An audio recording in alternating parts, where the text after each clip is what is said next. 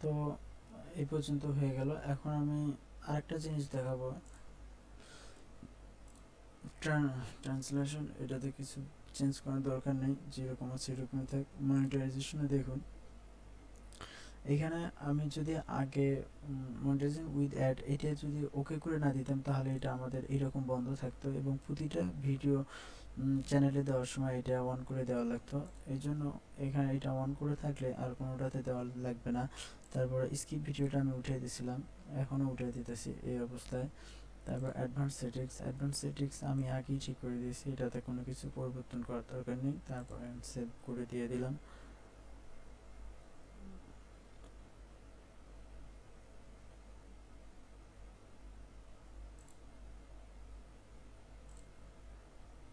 Video manager,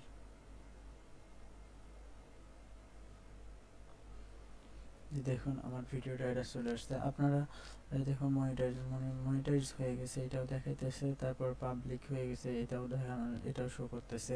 আপনারা ইচ্ছা করলে এখান থেকেও ইনফরমেশনের সেটিংয়ে ক্লিক করে আপনারা আবার পুনরায় সব কিছু পরিবর্তন করতে পারবেন। তো দেখুন এখানে সব কিছু আছে, আপনারা এখান থেকেও পরিবর্তন করতে পারবেন, সব এখানে দেওয়া আছে।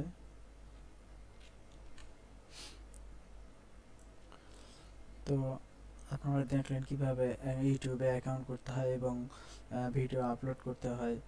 চ্যানেল সম্পূর্ণ ক্রিয়েট করতে যা যা প্রয়োজন আমি সবই দেখালাম আপনাদেরকে, লুকাবার এখানে কিছু নেই।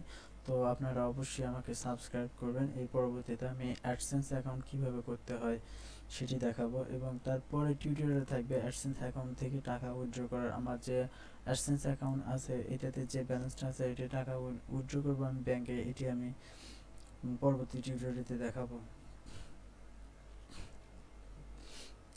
Thank you.